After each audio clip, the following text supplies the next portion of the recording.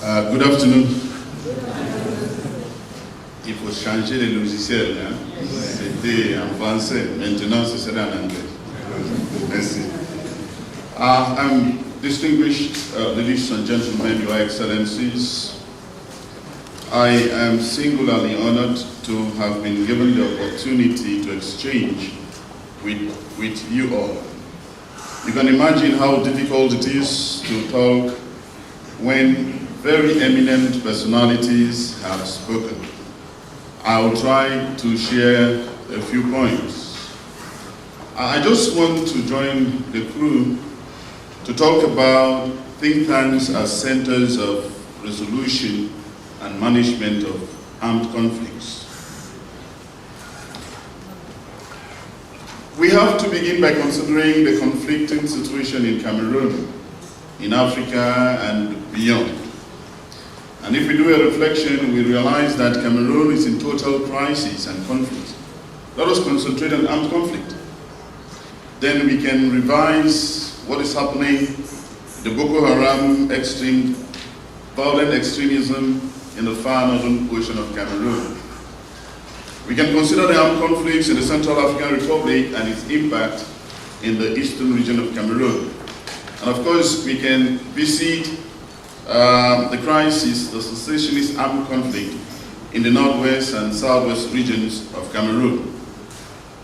The Cameroon Think Tank Network should provide the opportunity for experts interested in researching and planting peace to engage in preventing, managing, transforming, and resolving armed conflicts.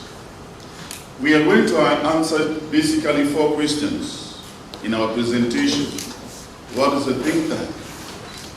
What should be the research capacity of a think tank? And what should the think tank do in ruling back violent extremism and armed conflicts? And lastly, what should be done to enhance the activities of think tanks? As for the first question, what is a think tank? I will not delve into that again, because the moderator did it extensively and with expertise knowledge. But what we want to emphasize, however, is that a think tank should be non-partisan. It should not be promoting a settled thought and imposing that thought to the community. A think tank should have independent orientation, and most especially, a think tank should be policy impact.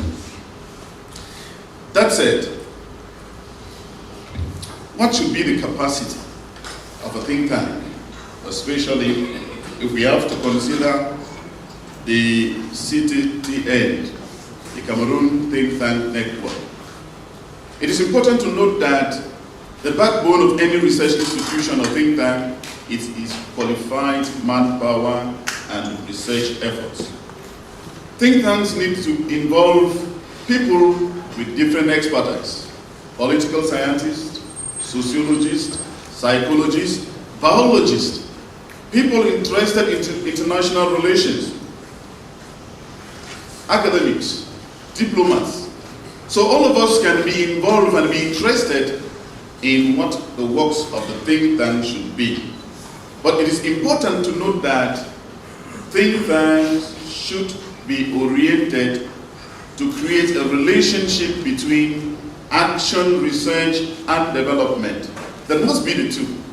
There must be the relationship between action and development. The diversity of the experts in the think tank creates opportunities for the diverse approaches in handling social crises. The question is, what have our researchers been doing? Cameroon has a bunch of researchers. Have they been involved in think tanking? I should say largely no, because paradoxically, local research has become academically oriented for changing of academic grades and for changing of titles. So, academics sit in their rooms to write articles with the sole intention of changing their academic grades and get promotion, and not to do impact research that can influence policy. So the difference between the academic research and think tanking is that think tanking should be policy oriented and should be intended to influence policy and development. Now we go to the third question. What therefore is the role of the think tank in rolling back armed conflicts? And I want to be focused to say, what should be the role of the Cameroon think tank network to contribute in rolling back armed conflicts? Of course, we all understand that conflicts and peace are two sides of the same coin. Armed conflicts could be prevented, it could be managed, it could be resolved or transformed only if those interested in providing this solution are interested in the root causes. We can hardly resolve any crisis if we do not properly understand the origin and the cause of the conflict. There has been a wide diversity of think tanks around the world. Again, the moderator was very sharp and clear as far as the various types of think tanks across the world and across Africa. Now, in matters of conflict management, armed conflicts, the think tank should clearly and dispassionately identify the causes of armed conflicts without emotions and obsessions. If we are facing a crisis situation in Cameroon, for example, what is happening in the extreme north region, what is happening in the northwest and southwest regions, the think tank should be dispassionate. It should handle the crisis without emotions, without obsessions, with the intention to provide acceptable solutions to all. The think tank should be able to craft strategies and best approaches in providing solutions to conflicts. They should be able to identify the various processes, institutional and societal support structures that work towards a sustained and lasting peace. Think tanks should practically engage in the pillars of good governance: inclusiveness, accountability, be it vertical or horizontal, the rule of law, basically the pillars of good governance in the management, prevention of conflicts. Given their very nature, think tanks ideally are needed as institutional frameworks to ensure and mitigate sustainable peace better than individuals. So it is important for think tanks to make proposals than if those proposals come from individuals. Think tanks can help create peace constituencies, bridge the gap between political institutions. As far as Cameroon is concerned, we have different tensions. The role of the think tank can be that they can think together and create peace constituencies. And those various peace constituencies can be a link between the different institutions and the diverse warring parties. Due to their specialized and trained expert pool, of course we just said that think tank should be an expert pool, a pool of experts with diverse backgrounds. Due to that expert pool, think tanks could gauge as proper environment and check the right time, the right moment to seek reconciliation. If we get to the crisis again, permit me go back to it, the crisis in the northwest and southwest regions. Think tanks can come together and say, it is the better time to get reconciliation is now. They can be able to study the atmosphere between the left, the right, the center, and know when appropriate to come out with the time for reconciliation. Of course, think tanks are hallmarks for any research, for any publication. So it is incumbent on think tanks, before engaging in any decision or proposal, to be engaged in thorough research. And of course, this research should not be found in the drawers. This research is supposed to be published so that different persons could be able to tap from the outcome of their research. That is what we call policy research, and the dissemination of the research results to the wider public. Think tanks too are an integral part of capacity building, and they provide early warning indications that can preempt conflicts. So it is the role of the think tank to build the capacity of others to be able to have early warning signals. As far as armed conflicts are concerned, if we are engaged in thorough studies, we can be able to project into the future where we can have avenues of conflicts. That is early warning signals through research, which should be done by think tanks. And of course, through research, they can play up the role of peace brokers and conflict promoters. They can further help in changing preconceived notions and mindsets. When Professor Lega Isumba was talking, I was thinking particularly of this.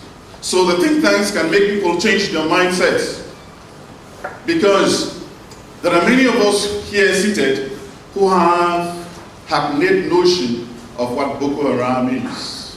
It is meant for the others. There are people here who have hackneyed notions of what the crisis in the eastern region, or the impact of the crisis in the eastern region, or the impact of the crisis in Anglophone Cameroon. Think tanks can change the mindsets through education, research, re-education. Unfortunately, countries like ours, or in countries like ours, think tanks and research bodies are not accorded the importance they deserve. And it will be important for us to note that it is important for governance to be able to enhance the activities of think tanks in order that to play their major role as vectors of peace building through their research and publication efforts. There is need to develop and enhance institutional linkages both at home and abroad. And this can be done through outreach programs. Engaging in outreach programs, the think tanks can increase networking with other think tanks, collaboration, which is the essential step towards mutual coexistence and peace. So if the Cameroon think tank network engages in collaborating with other think tanks around the world and know what they are doing as far as peace building and armed conflict management is concerned, that can be a plus for Cameroon, for Africa, and the world at large. And of course, the promotion and improvement of existing institutions. Some of the think tanks do exist.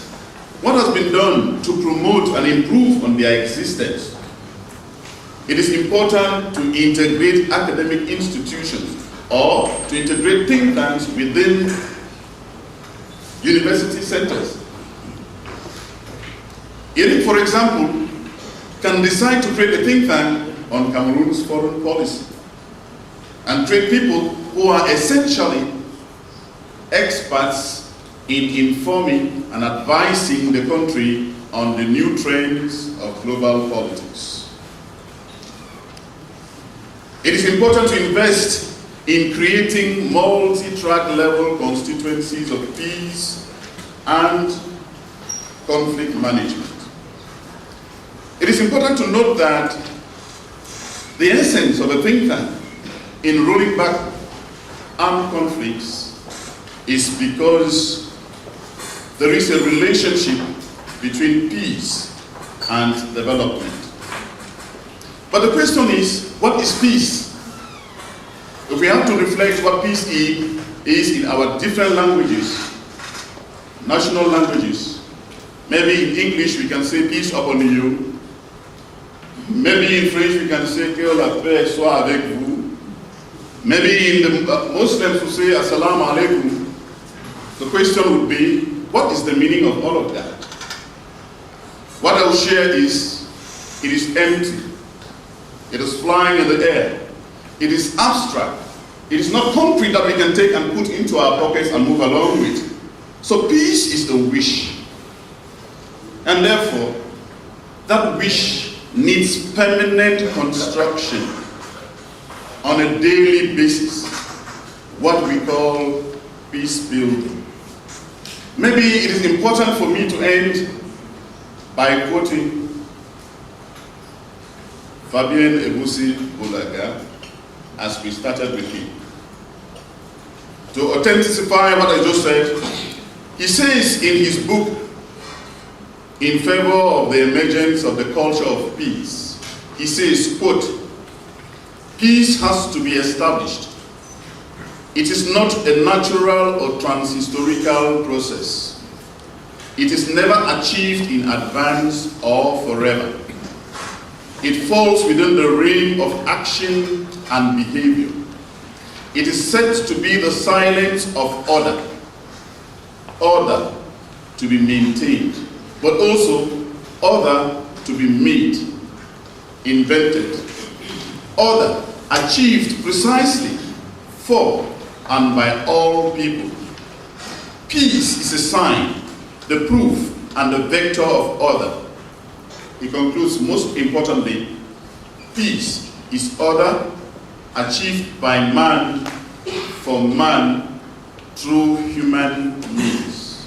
Therefore, the think tank should adopt the principle of peace as Fabien EBOUSSI BOULAGA related, in order to engage in a permanent effort, conscious effort, in order to roll back violent extremism and armed conflicts in Cameroon. Assalamu alaikum. Thank you very much.